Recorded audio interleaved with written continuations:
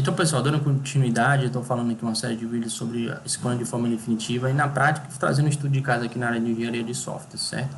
Dar continuidade aqui à série, a gente falou já aqui sobre as metodologias já explicadas, a gente viu as ferramentas, o produto backlog, sprint, e eu vou dar continuidade sobre sprint backlog, certo?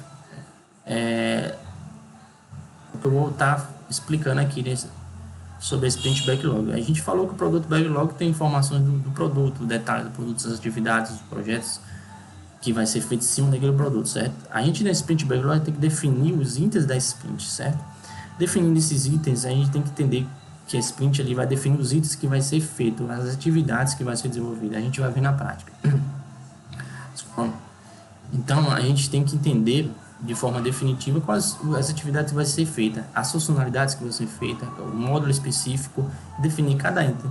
O desenvolvedor, o analista, o que entra aqui os cenários, por exemplo, entra mais aqui, neste caso, o analista que vai entender, conversar com o cliente, se ele, um analista da área de engenharia, por exemplo, vai ter um analista aqui, eu vou até explicar um processo depois, um modelo de processo aqui que eu defini na área de engenharia de software, em cima da regra de Scrum, né? Aplicando PMBOK e outras coisas. Mas o analista tem o objetivo de conversar com o dono do produto, aquele que entende do processo, entende do módulo, entender o conhecimento, ele tem que entender do processo específico daquele módulo, como funciona, tal, e desenhar, e passar para o desenvolvedor. O desenvolvedor ele vai ter que agora começar como ele vai definir com o analista, gerente ali, esse intermediário para cada item que vai ser desenvolvido, o tempo ali que ele vai estimar, tal. Às vezes o desenvolvedor pode passar, mas tem que entender que é dentro do processo quando pode passar de um mês ou 7 dias na semana. E planejar, porque tem toda entendimento, tem todo o processo que vai ser feito. Isso é importante, tem outras formas de estimativa. A gente tem que definir aquele sprint ali, cada colaborador de time, quais atividades que vai ser feitas, os itens, melhor chamando. Depois selecionar seleção do produto, do backlog da sprint, planejamento. Então a gente, o Scrum Master ali vai conversar com os analistas, com o gerente de projetos, vai ser definida aqui essa sprint aqui, essas atividades que vão ser feitas, esses itens, e a X dias até X dias. E aí o Scrum Master tem que começar a gerenciar a sprint backlog, verificando qual que está em andamento, fazendo um relatório, quem é que está em processo, quem é que está em análise, quem que está já comitando, já subiu, qual produto a gente vai, quais sprints a gente já está entregando específica, se for várias sprints específicas, e a gente pode entregar e testar, quais sprints já estão saindo. Então é importante ter esse planejamento, esse gerenciamento. Por isso o Scrum Master não pode meter a mão na prática, porque se for, o gerenciamento do processo não vai à frente, certo? E essa sugestão de formato Kanban, que é o mais utilizado na prática, que são as ilhas, as boards, né, as pranchas, que depois eu vou explicar aqui no software específico. Tem vários softwares específicos de gerenciamento de sistema ágil aí, vocês escolhem, mas é o mesmo processo. Você tem que saber a análise, desenvolvimento e o produto final. Mas os formatos de gestão é para a gente ter só uma visão global do que está acontecendo no gerenciamento e quais os status. Então um software específico para gerenciar é importante. Então, esses são os 3 itens que o sprint backlog define. O sprint do backlog do produto, define o planejamento com o time, e aí a gente já começa a definir as tarefas aqui e criar um sprint. Então, sprint backlog a gente tem que ter os 3 conceitos definidos que vai ser feito. Então, a gente pode entender aqui que é sprint, o que é sprint backlog, é só a gente entender que a sprint backlog tem os itens das sprints, tem um planejamento ali do produto, que vai início, meio e fim, e o formato que é para melhorar o gerenciamento, ok? E aqui é o aspecto do processo em andamento, certo? Que é um aspecto do que é que está acontecendo, que diariamente a gente tem que ter um entendimento do que é que está acontecendo no processo Scrum. Então aqui, reunião de status é importante.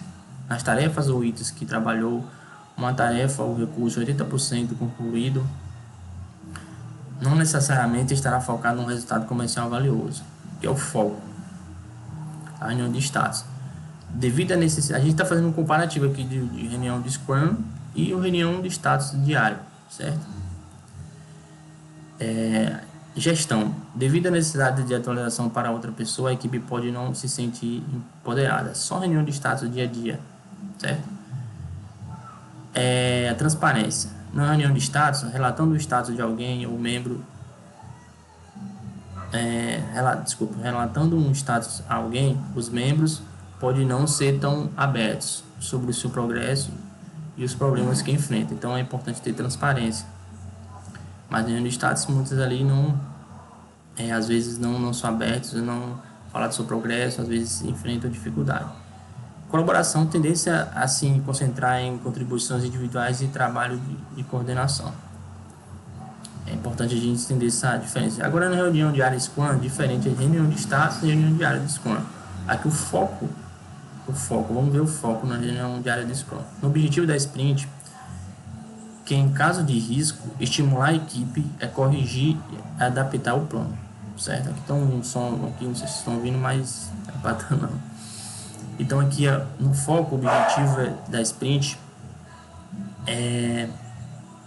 que em caso de risco, estimular a equipe a corrigir e adaptar o plano. Então o time Scrum ali, a equipe Scrum Master tem que ter uma boa coordenação com a equipe para que estimule o foco com os problemas, é isso, para ter impedimento, falar com tal pessoa, especialista, tem que ter definido o processo, não só